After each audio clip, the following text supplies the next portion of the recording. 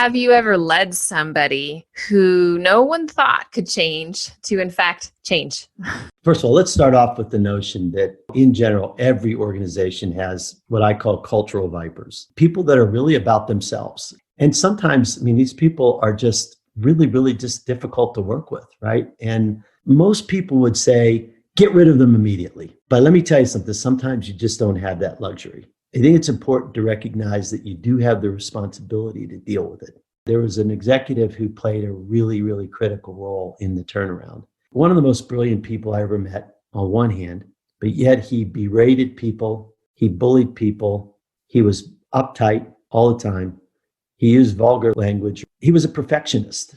Everything to him had to be perfect. And so therefore, nothing that anybody else did was ever good enough.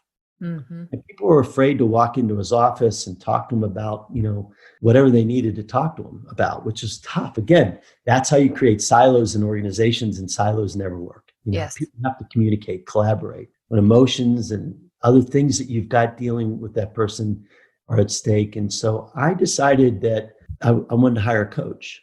And I didn't just coach this person, I coached the entire management team, because I actually felt like the coach could help us to work together better. And he comes into my office and he throws down the report, the first report that the coach gave him. And he said, I quit.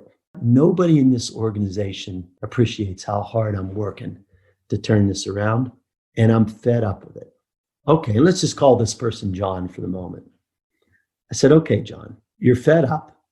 So you have really two options.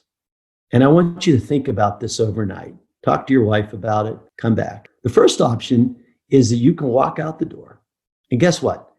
Everybody that worked for you would know why, because they've all filled out the surveys. And by the way, those surveys probably, when you talk to 20 people, they just don't lie. Mm-hmm. And you have to accept that. So you can walk out and be a coward. That's fine. Or you can think of your job as the kind of job that's influential in the lives of other people. Not you, but influential to other people, right? And you can come to work with that attitude.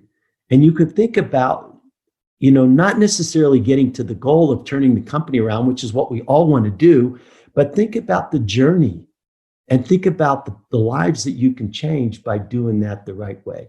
If you can get in that mindset, I'd urge you to stay. But go ahead and do what you want to do. Think about it. He comes back the next day and he said, I've thought about it and I'm staying. And I said, okay. And I didn't say anything more. A few days after that, we published our earnings. And right after we published our earnings, we would have a town hall meeting with all of our employees. And by the way, we had thousands of employees. So they're all watching via webcast back then. And he gets up and he says, he starts crying. Wow. Literally weeping. This is the bully that's weeping away. And you could just hear a pin drop. And he said, I just don't know how to say this, but I've been a real lousy boss in over the course of the last X number of years. And I've been under a lot of pressure and I've made the decision I'm going to change. And he said, I want you all to hold me accountable for this. He became one of the most likable people internally because he knew he had a problem.